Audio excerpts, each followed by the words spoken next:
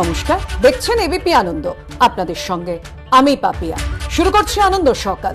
আর আনন্দ সকালে পাপিয়ার সঙ্গে রয়েছে আমি সুপর্ণা। সুপর্ণা, দেখো, সবার মুখে মুখে একটাই প্রশ্ন ঘুরছে, আরো কি টাকা আছে, আরো কি সম্পত্তি আছে, আরো কি ফ্ল্যাট আছে? কেননা একের পর এক যেন সম্পত্তি মানে বেরিয়েই যাচ্ছে নিত্য নতুন সম্পত্তির হদিশ। একদম এই মুহূর্তে সামনে যেটা এসছে, ইডির তরফে সওয়াল করা হয়েছিল, সেটা যে একটা পার্টনারশিপ ডিডের হদিশ পাওয়া গেছে এবং সেই ডিডে কি রয়েছে, কত শতাংশ শেয়ার রয়েছে পার্থ এবং অর্পিতার, দুজনেই সমানভাবে রয়েছে কিনা অংশীদারিত্ব, সে বিষয় নিয়ে আমরা কথা বলবো এবং বিস্তারিত জানবো।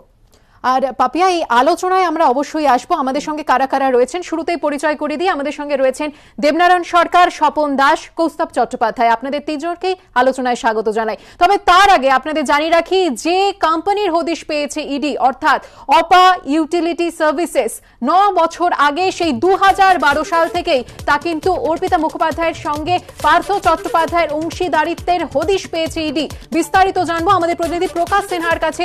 সরাসরি চলে যাব। প্রকাশ, 9 বছর ধরে এই সংস্থা চলছে, কি কি লেনদেন করা হতো বা কিসের সংস্থা ছিল এটি, কি জানতে পারছো?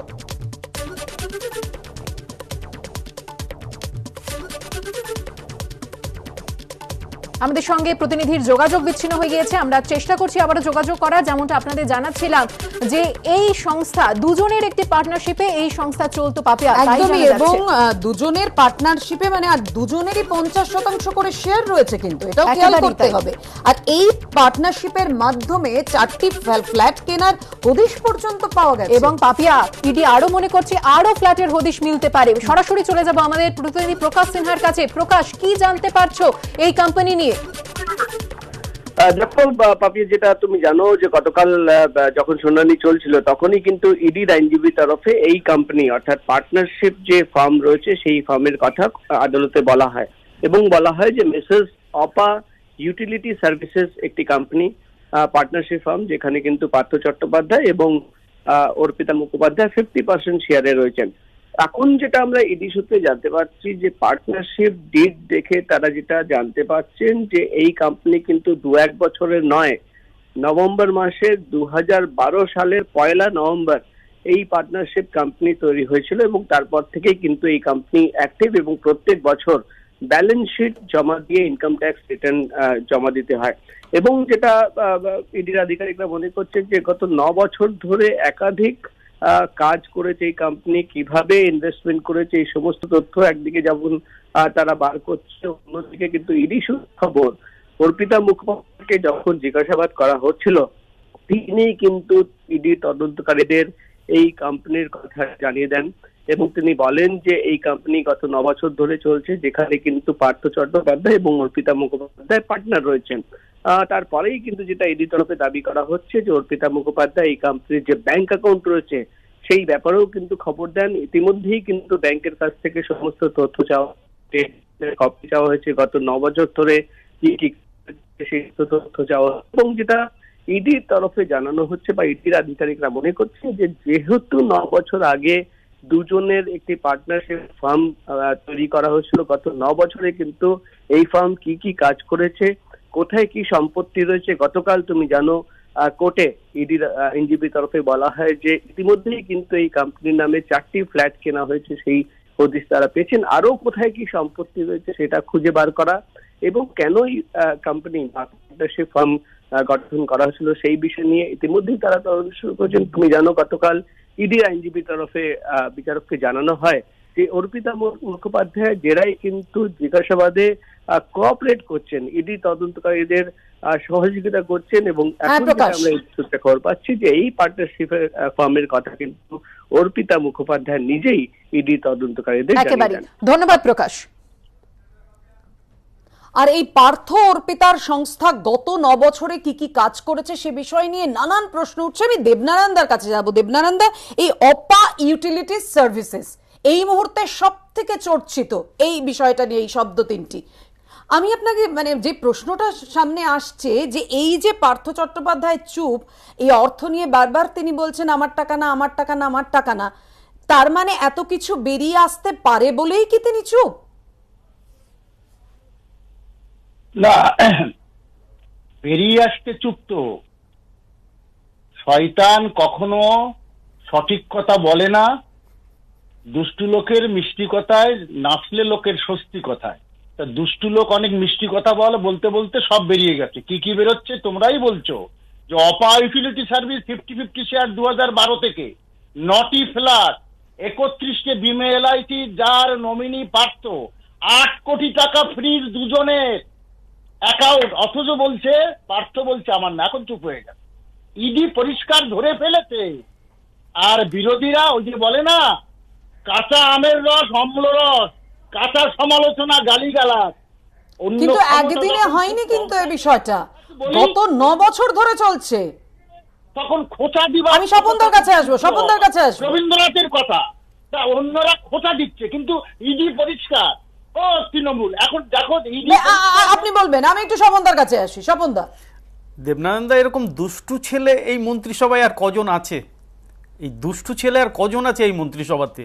দিদির মন্ত্রিসভায় দুষ্টু ছেলে আর কতগুলো আছে? প্রথম কথা হচ্ছে, আপনি যতই বলুন আর যতই বোঝানোর চেষ্টা করুন, আপনি যতই বলুন আর যতই বোঝানোর চেষ্টা করুন, আমি প্রথম দিন থেকে যে কথাটা বলছি, আমাদের দিদির ইচ্ছে অনুসারে এবং দিদির ইশারা ছাড়া, দিদির অনিচ্ছাতে কোনো কিছু ঘটেনি। উনি সব জানেন, উনি সব বোঝেন। একটাই কাজ, দিদির পদত্যাগ। মুখ্যমন্ত্রী হিসেবে উনি যত শীঘ্র, যত তাড়াতাড়ি পদত্যাগ করবেন, তত তাড়াতাড়ি পশ্চিমবাংলা রাজ্যের মঙ্গল। একটা সত্যি কথা মেনে নিন, চট্টোপাধ্যায়ের কাছে এরা সবাই 9 মাত্র বছর একটা ধরে করে এই ভূতে। সংস্থা চলছে, কেউ কিছু জানতো না? নজরদারি কোথায় ছিল তাহলে? কোনো নজরদারির ব্যাপার নেই। আমি বলছি, পুলিশের একটা অংশ এই টাকা পাচারে গ্রিন করিডোর করে সাহায্য করেছে। ইতিমধ্যেই কিছু বিভিন্ন সংবাদ মাধ্যমে সেটা এসে গেছে। একই রকমভাবে যেভাবে সারদার টাকায় কলকাতা পুলিশের অ্যাপাচি বাইক কেনা হয়েছিল, যেভাবে সারদার টাকায় অ্যাম্বুলেন্স কেনা হয়েছিল, সব মাননীয়া জানেন। 1, 2 হচ্ছে যে দাগ লেগেছে, কয়লার দাগ লেগেছে মুখে, উনি মাননীয় আয়না পরিষ্কার করছেন। আমরা বলছি, ওই যে বিয়ে বাড়িতে বলতো না, ফার্স্ট ব্যাচ খেতে বসেছে, দেবনারায়ণদা জানে ফার্স্ট ব্যাচের খাওয়া হয়ে গেছে, এখন সেকেন্ড ব্যাচ খাওয়ার জন্য বসেছে। মন্ত্রিত্ব পরিবর্তন হচ্ছে, সেকেন্ড ব্যাচকে খেতে দেওয়ার সুযোগ। আর আমি অনুরোধ করবো দেবনারায়ণদাকে, দেবনারায়ণদা এই 2016 সালে 2021 সালে এই মিডিয়ায় বসে পার্থ চ্যাটার্জি হয়ে আপনি দালালি করতেন, আর আজকে বলছেন দুষ্টু ছেলে। আমি আপনাকে বলছি, আপনাকে বঙ্গ বিভূষণ অ্যাওয়ার্ড দেওয়া উচিত। যেভাবে এ বাজারে আপনি এই দুর্নীতির সময় আপনি তৃণমূলকে ডিফেন্ড করতে নেমেছেন, আপনাকে রাজ্য সরকারের পর বঙ্গ বিভূষণ অ্যাওয়ার্ড দেবে। দেবনারায়ণ সরকার কি বলবেন? আচ্ছা একটু বলি। আচ্ছা কৌস্তব চিটফান্ড 2000 আগে নেই কেন? তোমার বন্ধু কংগ্রেস 2000 আগে নেই চিটফান্ড। দেবনারায়ণ, এখানে একটা প্রশ্ন আছে। আপনি দুষ্টু ছেলে বলছেন, অথচ পার্থ চট্টোপাধ্যায় এই যে কিছুই বলছেন না, তিনি কি তাহলে কাউকে বাঁচাতে চাইছেন? কেন? ইডি তো বার করছে, তোমরা খোঁচা দিচ্ছ, কিছু পাচ্ছ না, খোঁচা দিয়ে ভাবছো কিছু কিছু যে পাওয়া যায়। ইডি আপনার বাড়িতে কিছু পাবে না তো দেবনারায়ণদা? ব্যক্তিগত আক্রমণ নয়, ব্যক্তিগত আক্রমণ নয় কৌস্তব। না এই যে ব্যক্তিগত না ও দেবনারায়ণদা বলছি, শোনেন না, আপনি কি তৃণমূল কংগ্রেসের মুখপাত্র? আমি জানি না, জিজ্ঞেস করছি। আপনি তৃণমূল কংগ্রেসের মুখপাত্র? আরে ইডির প্রতি আপনার দলের তো অন্য নেতাদের এত ভরসা নেই। মাননীয় তো আবার দিল্লি দৌড়াচ্ছেন, মমতা ব্যানার্জিকে মোদীকে সেট করার জন্য দৌড়াচ্ছেন। আপনার যে আস্থা দেখছি তৃণমূল কংগ্রেসের প্রতিনিধি বলে তো আপনাকে মনে হচ্ছে না। একেবারেই প্রায় 10 বছর ধরে কিভাবে এই সংস্থা চললো, কেউ কিছু জানতে পারলো না কেন, তা নিয়ে প্রশ্ন যেমন উঠছে, আরো একটি প্রশ্ন উঠছে অন্য জায়গায়, যেখানে বাড়িতে অপা, দলিলেও অপার হদিশ পাওয়া যাচ্ছে।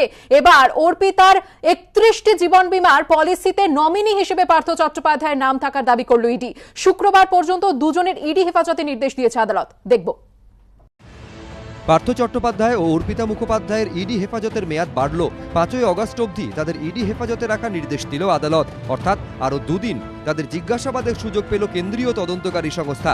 এখনও অবধি মুখোমুখি বসিয়ে জিজ্ঞাসাবাদ করা হয়নি পার্থ ও অর্পিতাকে। আগামী 2 দিনে ইডি সেই পথে হাঁটে কিনা সেদিকেও সবার নজর থাকবে। বুধবার একই দিনে শান্তিনিকেতনে তল্লাশি চালালো ইডি, আর কলকাতায় পার্থ চট্টোপাধ্যায় ও অর্পিতা মুখোপাধ্যায়কে তোলা হলো আদালতে। বুধবার আদালতে পার্থ অর্পিতার সম্পত্তির হিসেব পেশ করে ইডি। ইডির তরফে additional solicitor general Suryaprakash V Raju দাবি করেন, তদন্ত করতে গিয়ে প্রতিদিন নতুন নতুন সম্পত্তির হদিশ পাওয়া যাচ্ছে, নতুন নতুন তথ্য উঠে আসছে। যে টাকা উদ্ধার হয়েছে তার উৎস কি তা আমরা খুঁজে বের করব। আমরা একটা পার্টনারশিপ ডিডের হদিশ পেয়েছি, অপা ইউটিলিটিজ সার্ভিসেস। এর দুজন পার্টনার পার্থ চট্টোপাধ্যায় ও অর্পিতা মুখোপাধ্যায়, দুজনেরই 50% করে শেয়ার। এই পার্টনারশিপের মাধ্যমে 4টি ফ্ল্যাট কেনার হদিশ পাওয়া গেছে, আরও 5টি ফ্ল্যাট রয়েছে অর্পিতার নামে। এই 9টি ফ্ল্যাট কেনার টাকা কোথা থেকে এলো তা খুঁজে বের করতে হবে, ব্যাংক অ্যাকাউন্ট সহ তথ্য বের করতে হবে। জেরায় পার্থ চট্টোপাধ্যায়ের তুলনায় অর্পিতা মুখোপাধ্যায় বেশি সহযোগিতা করছেন। আমাদের মনে হচ্ছে এই পার্টনারশিপ ডিডে আরও ফ্ল্যাট রয়েছে, তা খুঁজে বের করতে হবে। প্রচুর নামি বেনামি সম্পত্তি রয়েছে, তাও খুঁজতে হবে।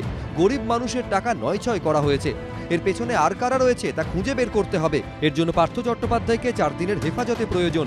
সূত্রের দাবি, ইডির তরফে বুধবার আদালতে যে ফরওয়ার্ডিং লেটার দেওয়া হয় তাতে দাবি করা হয় তল্লাশির সময় অর্পিতা মুখোপাধ্যায়ের বাড়ি থেকে 31টি এলআইসির নথি উদ্ধার হয়, যেখানে নমিনি হিসাবে নাম রয়েছে পার্থ চট্টোপাধ্যায়ের। ইডির ফের হেফাজতে নেওয়ার আবেদনের বিরোধিতা করে পার্থ চট্টোপাধ্যায়ের জামিনের আবেদন করে তার আইনজীবী কৃষ্ণচন্দ্র দাস বলেন, 23শে জুলাই পার্থ চট্টোপাধ্যায় গ্রেফতার হয়েছেন। তার আগে 22শে জুলাই থেকে তাকে টানা 24 ঘন্টা জিজ্ঞাসাবাদ করা হয়। তারপর থেকে ইডির হেফাজতে রয়েছেন পার্থ চট্টোপাধ্যায়। যে নথি পাওয়া গেছে সেগুলি খতিয়ে দেখার জন্য পার্থ চট্টোপাধ্যায়কে আর হেফাজতে নেওয়ার প্রয়োজন নেই। প্যান নম্বর দিয়েই ব্যাংকের যাবতীয় তথ্য পেতে পারে ইডি। পার্থ চট্টোপাধ্যায়ের কাছ থেকে কোনো কিছু উদ্ধার হয়নি, এফআইআরেও তার নাম নেই। ইতিমধ্যে সব পদ থেকে অপসারিত হয়েছেন।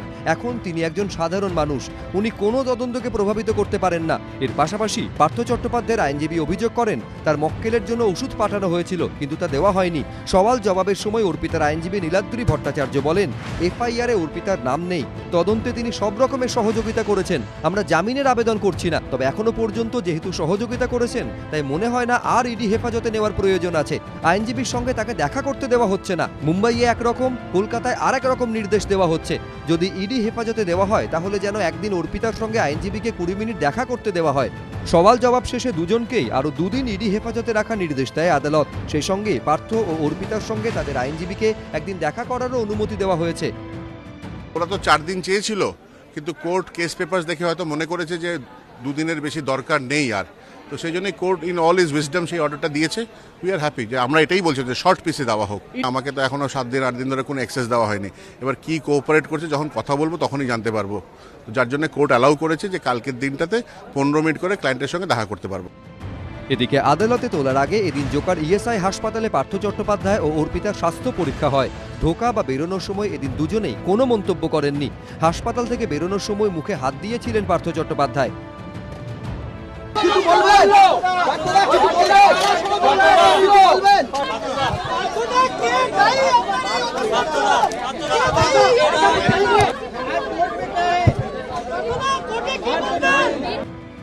জোকা ইএসআই হাসপাতালে যাওয়ার সময় পার্থ চট্টোপাধ্যায়ের গাড়ি যখন ভবানী ভবনের কাছে ছিল ঠিক তখনই উল্টো লেন দিয়ে যায় মুখ্যমন্ত্রীর কনভয়। প্রকাশ সিনহা, ব্রতদীপ ভট্টাচার্য, সুকান্ত মুখোপাধ্যায়, এবিপি আনন্দ।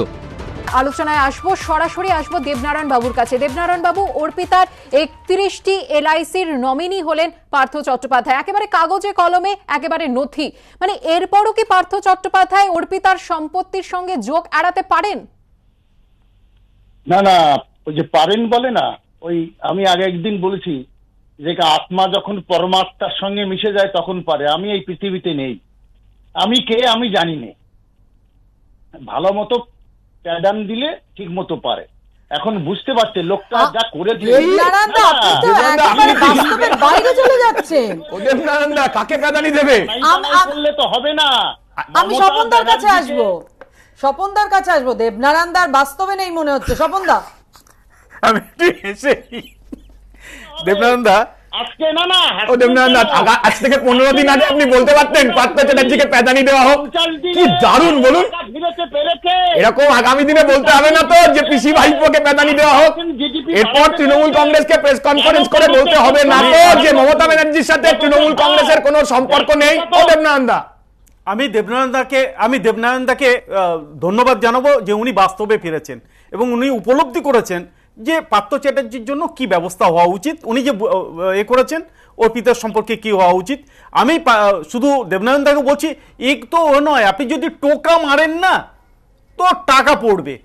যক্ষের ধন, যে কোত্থেকে আসছে কিছু নয়, এ তো কিছু মাত্র পেয়েছে। কি টাকা 10 বিঘে জমি, তার ক্যাপাসিটি সোনারপুরে, তার 10 বিঘে জমি অর্পিতা মুখোপাধ্যায় কিনেছে, 10 বিঘে জমি।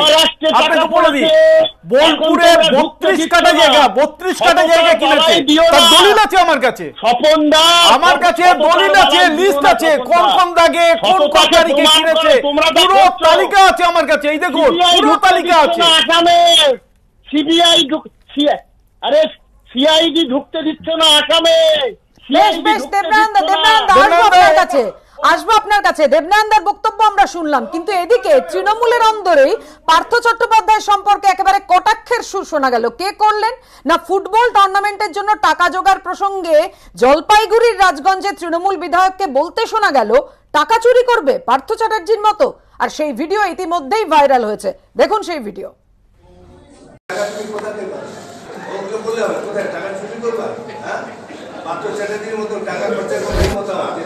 আমি যেটা বলতে চাই যে যতই বলুক তুষার গান্ধী দত্ত, টাকা তুমি কোথাতে পারো, ওগুলো বললে হবে কোথায় টাকা চুরি করবা?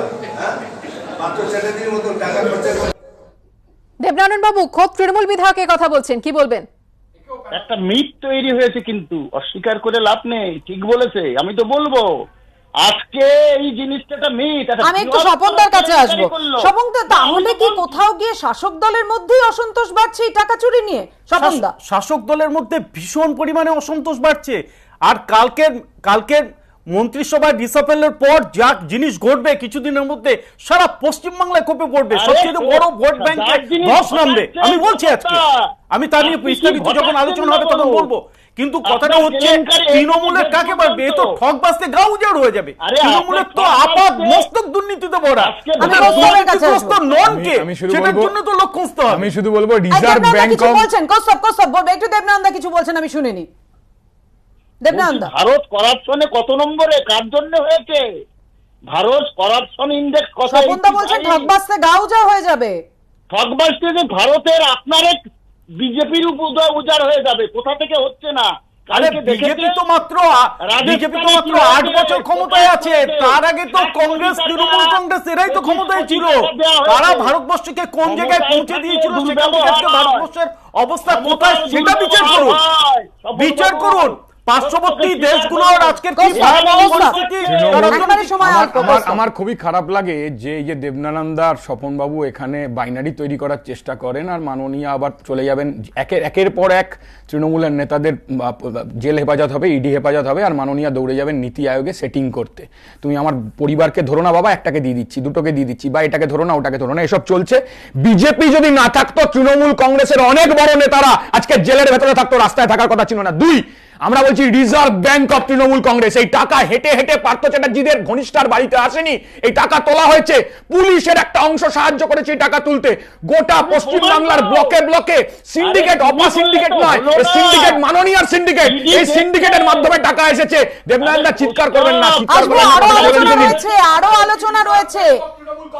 আলোচনা রয়েছে। শান্তিনিকেতনের 3টি জায়গায় গুপ্তধনের সন্ধান করছে ইডি। সত্যি কি পাওয়া যাবে? আরো সম্পত্তি বেরিয়ে আসবে? অবশ্যই আমাদের সেদিকে নজর থাকবে।